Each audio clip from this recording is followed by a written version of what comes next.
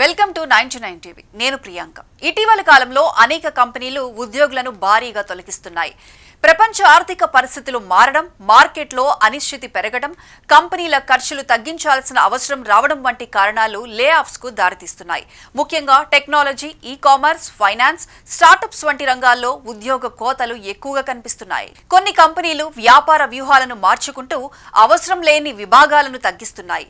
ఇంకొన్ని సంస్థల్లో automation, artificial intelligence పెరగడంతో మానవ వనరుల అవసరం తగ్గుతోంది. గ్లోబల్ గా ద్రవ్యోల్బణం, పెట్టుబడుల తగ్గుదల, లాభాలు పడిపోవడం వంటి పరిస్థితులు కూడా ఈ నిర్ణయాలను ప్రభావితం చేస్తున్నాయి. కంపెనీల లే ఆఫ్ల వల్ల ఉద్యోగుల జీవితాలు తీవ్రంగా ప్రభావితమవుతున్నాయి. ఒక్కసారిగా ఉద్యోగం కోల్పోయిన వారు కొత్త ఉద్యోగాల కోసం ఇబ్బంది పడుతున్నారు. ఎక్కువగా మధ్యస్థ స్థాయి ఉద్యోగులు కోతలకు గురవుతున్నారు. వేల సంఖ్యలో ఉద్యోగులను తగ్గిస్తూ అమెజాన్ ఇటీవల ఎక్కువగా చర్చల్లో నిలిచింది. ఇప్పుడు మరో అమెరికన్ పెద్ద సంస్థ కూడా ఇదే దారిలో నడవబోతోంది. కస్టమర్ల వృద్ధి మందగించడం దీనికి ప్రధాన కారణంగా తెలుస్తోంది.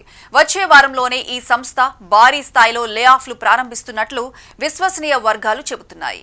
అమెరికాలో టెలికమ్యూనికేషన్స్ రంగంలో ప్రముఖమైన వెరిజోన్ కొత్త సీఈఓ డాన్ షుల్మాన్ నాయకత్వంలో పెద్ద పునర్వ్యవస్థీకరణకు సిద్ధమవుతోంది. సబ్స్క్రైబర్ల పెరుగుదల మందగించడం, మార్కెట్లో తీవ్ర పోటీ పెరగడం వంటి కారణాల వల్ల కంపెనీ దాదాపు 15,000 మంది ఉద్యోగులను తగ్గించాలని నిర్ణయించుకున్నట్లు తెలుస్తోంది.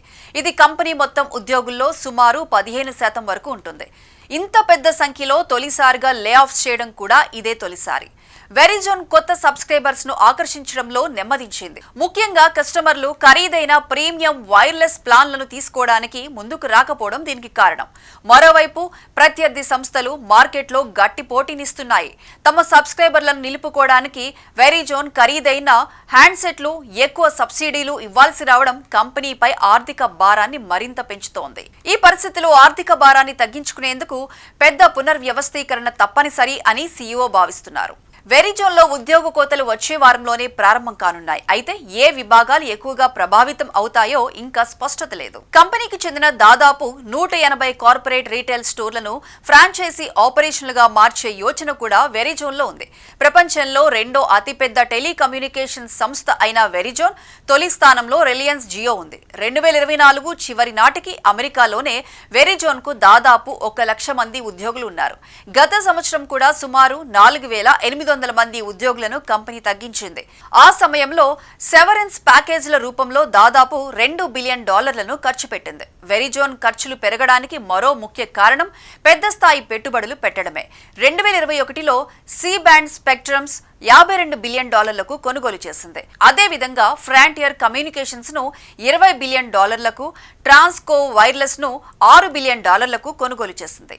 లే ఆఫ్స్ .fyi నివేదిక ప్రకారం 2025లో ఇప్పటి వరకు 226 టెక్ కంపెనీలో మొత్తం 1,10,502 మంది కన్నా ఎక్కువ మంది ఉద్యోగాలను కోల్పోయారు. వీటిలో అమెజాన్ 14,000 మందితో అగ్రస్థానంలో ఉంది. మైక్రోసాఫ్ట్, టీసీఎస్, ఐబీఎం వంటి సంస్థలు కూడా గణనీయ సంఖ్యలో ఉద్యోగులను తగ్గించాయి. ఇప్పుడు వెరిజోన్ భారీగా ఉద్యోగులను తొలగించబోతుందన్న వార్తలు సంచలనంగా మారాయి.